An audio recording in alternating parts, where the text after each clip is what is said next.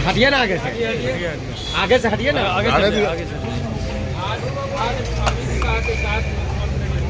ठीक है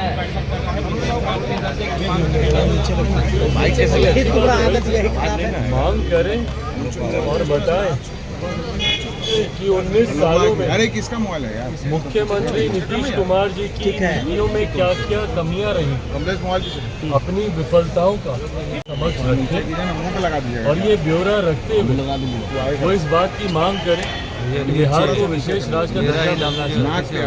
भाई देखिए, हम लोग पूर्णतः इस बात के समर्थन में है कि बिहार को विशेष राज्य का दर्जा मिलना चाहिए, पर जब हम मुख्यमंत्री नीतीश कुमार जी विशेष राज्य के दर्जा तो उनको इस बात को भी स्वीकारना होगा नीचे कीजिए कि 19 साल में मुख्यमंत्री नीतीश कुमार जी की नीतियां बिहार की अर्थव्यवस्था को, बिहार के इंफ्रास्ट्रक्चर को, बिहार में पर कैपिटा इनकम को बढ़ाने में नाकाम रही हैं। यही कारण है कि बिहार में आज भी आज़ादी के 75 साल के बाद भी बिहार को एक विशेष राज्य के दर्जे की मांग करने की ज़रूरत पड़ी। और हकीकत है बिहार का विकास मुख्यमंत्री जी की नीतियों से नहीं होगा। विशेष राज्य का दर्जा जब तक नहीं मिलता और उस दर्जे में भी साथ में जब तक सेंटर की मॉनिटरिंग नहीं होगी तब तक बिहार का विकास नहीं होगा। बिहार एक ऐसा राज्य है जहाँ पे केंद्र सरकार की योजनाओं की आई हुई राशि तक भ्रष्टाचार की देन चढ़ जाती है।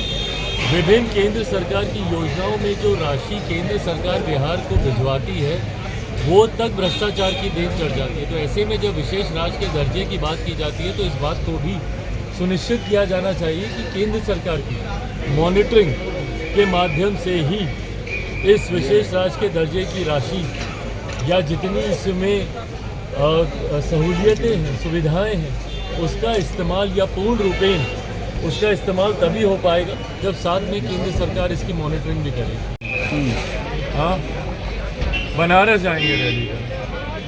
भाई जो मुख्यमंत्री बिहार की जनता को बिहार की जनता ने जिनको अस्वीकार कर दिया, वो सोचते हैं कि दूसरे राज्य की जनता उनको सुनना चाहेगी। और अगर वो बनारस जाएंगे, मुझे बताएं ना क्या लेकर जाएंगे वो?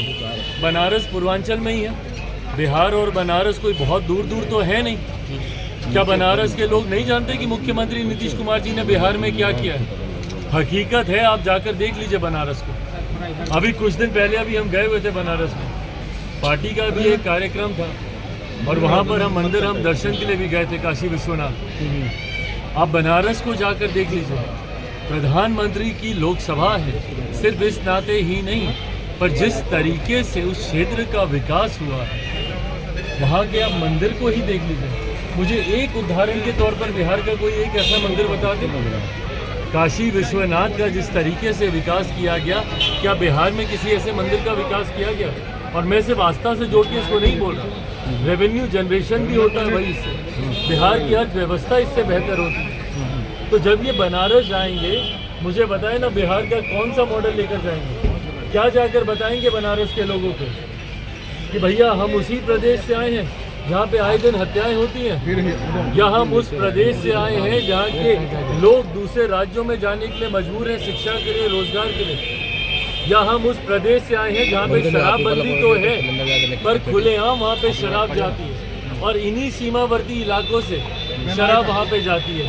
क्या बताएंगे मुख्यमंत्री वहाँ पर जाकर? देखिए, प्रधानमंत्री के सामने जाकर उनको सिर्फ चुनौती देना, उसके पीछे आपके पास शब्द भी तो होने चाहिए, आपके पास भी तो उदाहरण होने चाहिए। जब पहली बार हमारे प्रधानमंत्री गुजरात से जब देश के प्रधानमंत्री बनने की दावेदारी लेकर आए थे तो वो एक गुजरात मॉडल लेकर आए थे। मेरे मुख्यमंत्री बताएं उनके पास क्या मॉडल है?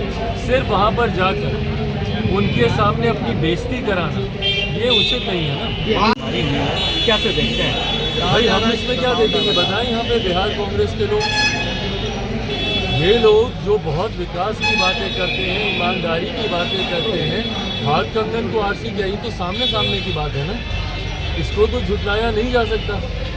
ये लोग जो बोलते हैं कि इन लोगों के पास तो कोई काम ही नहीं है, विपक्ष के नेताओं के घरों पर छापे मारना, ईडी की रेड देना, सीबीआई के छापे करवाना, बट भाई जहाँ पे छापे हो रहे हैं वहाँ पे इस तरीके की तस्वीरें भी तो सामने आ रही हैं, जहाँ पे अलमारियाँ नकदी से भरी पड़ी हैं, जिसको संभवतः गिनने में दिनों लग गए हैं। अभी तक भी इसकी काउंटिंग चली रही है। आखिरी जानकारी जो मिली थी 290 करोड़ के आसपास की नकदी बरामद हुई थी और अभी भी कई बैच बाकी हैं।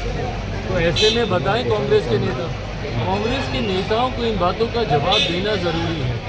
ये लोग जो बात बात पे विक्टिम कार्ड खेलते हैं कि हम ही लोगों के साथ ऐसा, हम ही लोगों के साथ ऐसा, भाई इसीलिए क्योंकि तस्वीरें सामने आ रही हैं। बताएं कांग्रेस के नेता कि भाई ये तस्वीरों को क्या वो झुठला सकते हैं?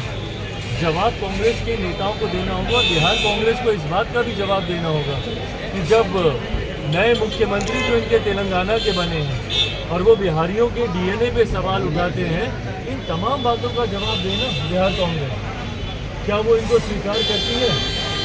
राहुल जी जब भारत जोड़ो यात्रा पर निकलते और संभवतः चर्चा हो रही है कि दूसरा चरण होगा, दूसरा चरण ईस्ट टू वेस्ट या वेस्ट टू ईस्ट होगा, संभवतः इस बार वो बिहार भी आएंगे।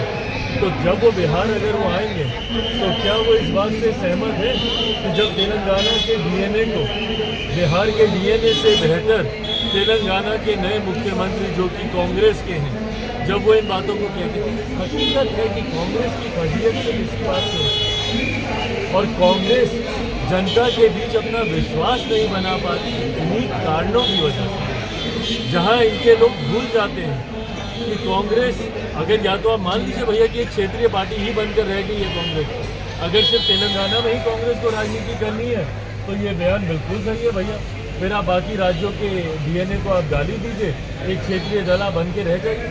पर अगर आप एक राष्ट्रीय पार्टी हैं और राष्ट्रीय पार्टी अगर आप अपने आप को बनाए रखना चाहते हैं तो इस तरीके से क्षेत्रवाद नहीं चलेगा। अब एक राज्य को आप गाली देंगे और दूसरे राज्य में राजनीति करेंगे। के पाठक जिस तरीके से शिक्षा विभाग को लेकर फरमान प्रभु के पाठक जी का कार्य वही जाने किस तरीके से वो बिहार में कार्य करना चाहते हैं और मुख्यमंत्री जी क्यों उनकी इन गलत बातों को, गलत फैसलों को और आए दिन उनके विवादित फैसलों को क्यों संरक्षण देते हैं। वो के आरजेडी के कई नेता है जो के पाठक के विरोध कर रहे हैं, कहे इस्तीफे की मांग करेंगे, फिर भी मुख्यमंत्री जी कोई संज्ञान नहीं ले रहे हैं। भाई मुख्यमंत्री बताए ना कि क्यों इनके इतने दुलारू हैं ये, जब उनका विरोध बिहार की जनता तक करती है, उनकी नीतियों को लागू करने के बाद जब वापस लेना पड़ता है, विवाद होते हैं, उसके बाद भी मुख्यमंत्री क्यों उनका संरक्षण कर रहे हैं? सर हाल के दिन बालाजी गए थे और भाई वो व्यक्तिगत अपने कार्यक्रम से और मुख्यमंत्री की रात में गायत्री या महायज्ञ में शामिल हुए और इसी तरह के लोग सनातन को कभी गाली दिया करते थे। भाई सवाल तो हम लोग का यही उठता है ना, सनातन को गाली ही नहीं दिया करते थे। सनातन धर्म को जब समाप्त करने की बात होती है